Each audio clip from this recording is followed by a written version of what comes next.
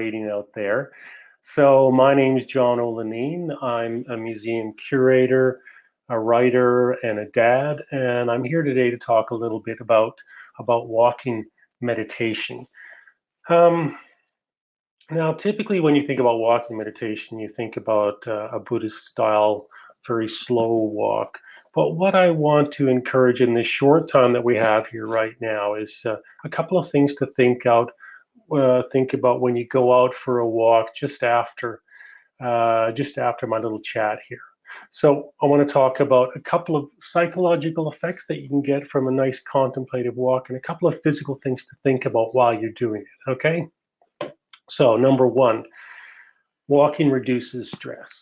Now, how does it do that? The clinical psychologist and neuroscientist um, Stan Brodsky was the guy who actually introduced coloring books into mindfulness sessions and de-stressing workshops. And Stan said, if I were to summarize all of my learning over the past 40 years, I'd say that most people's stress starts with the complaint, I don't have enough time. Now, walking actually changes our relationship with time three ways. And firstly, it increases the flow of particular neurotransmitters in the brain, including dopamine, serotonin, anandamide, and norepinephrine. And these actually create a more open and spacious mindset. Secondly, when we go for a walk, our brainwave frequency drops. We start out probably around the beta range and we move into the high theta range. What that means is that we're entering the same type of brain frequency that we're in when we're meditating. And again, it's creating that expansive mindset, less tied into time and chronology.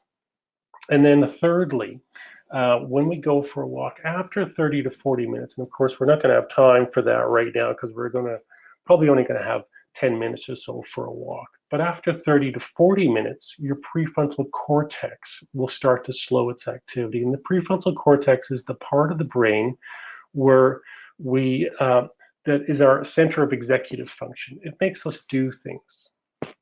So when it starts to slow down, then we drop into a flow state. And I'm sure a lot of you out there know what a flow state is.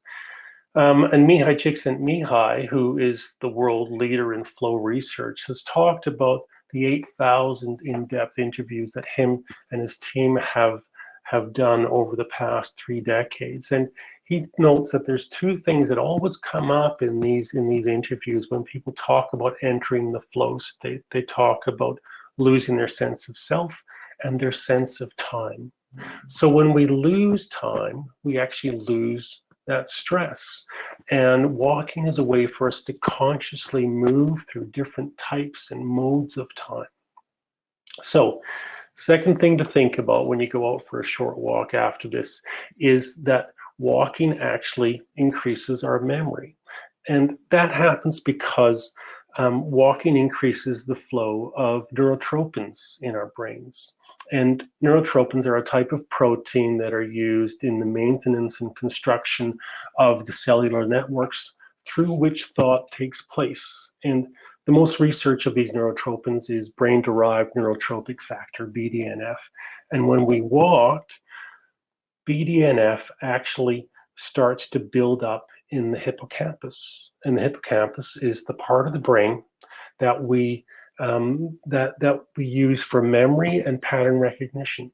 So by going for a walk, you're actually increasing your capacity to remember things, which is exactly what we need here at Happiness and Its Causes, because we're being bombarded with all kinds of great ideas. So a couple of things to think about physically while you're out for a walk. Slow down. I'm not saying that you have to walk, completely slowly, but drop your pace down so that you become more mindful, more cognizant of what's going around you and in your own body. Focus on the way our joints move and the way our muscles are contracting, because what we're doing when we walk is something incredibly complex and something that we all kind of take for granted, when in fact we should be dwelling on it. We should be celebrating this incredible motion that we all have the capacity for. Second thing Second thing to think about is that your breathing. You should try and breathe deeply. Yeah. So slow down to a point where you can breathe deeply. And what I like to recommend is that you inhale for 3 seconds and then exhale for 4 to 5 seconds. And when you increase the amount of your exhale, you're actually stimulating the vagus nerve. And the vagus nerve is will actually then activate the parasympathetic nervous system. And the parasympathetic nervous system will actually work to relax your whole body. So, a couple of things psychologically that we can think about that will help us de stress and relax, and a couple of things physically that we can think about to de stress and relax. So, that's it from me. I hope everybody has a chance now to go out for a quick walk, especially before His Holiness the Dalai Lama talks this afternoon. So, thank you very much.